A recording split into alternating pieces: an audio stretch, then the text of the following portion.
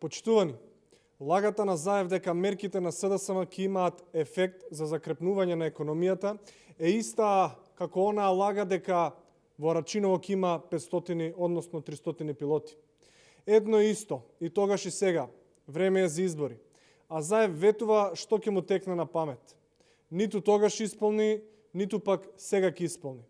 Исто како што нема 600 км автопати, 500 евра плата, 100.000 денари плати за лекарите. Исто како што не ги врати младите, туку напротив ги исели. 3 години со Заев, 3 години живот со лаги.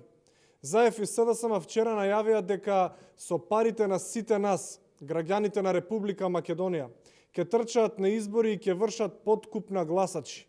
Начин на кој мислат да го ублажат неминовниот пораз. Мерките кои што ги најавија се мерки за еднократен подкуп на гласачи. Тие не им помагаат ниту пак на граѓаните, а ниту на фирмите. И тие нема да имаат ефект за заживување на економијата. Дополнително, треба да знаеме дека тоа се пари кои ги немаме. Односно, треба да ги позајмиме и да ги задолжиме идните генерации.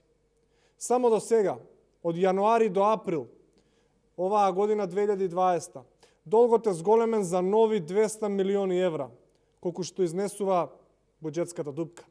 Оваа неспособна влада до крајот на годината планира да се задолжи до 1,3 милиарди евра, пари кои ќе треба да се закрпат дупките од неспособното и криминално работење на власта.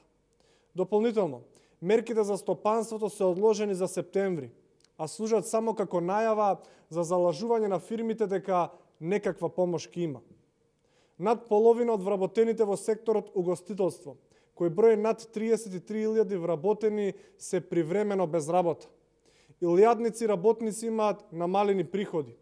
Голем број семејства мака мачат со својата екзистенција. Досегашните мерки нема ефект. Нема да имаат ни овие, затоа што се доцна проектирани и не се превзема на време, кога апелиравме. Затоа потребна е итна стратегија за обнова на Македонија. ВМРО-ДПМН има план за Македонија, за заживување, обнова и воспоставување на морален кодекс. СДС има план за лажење, крадење и криминал. ВМРО-ДПМН е различно од СДСМ.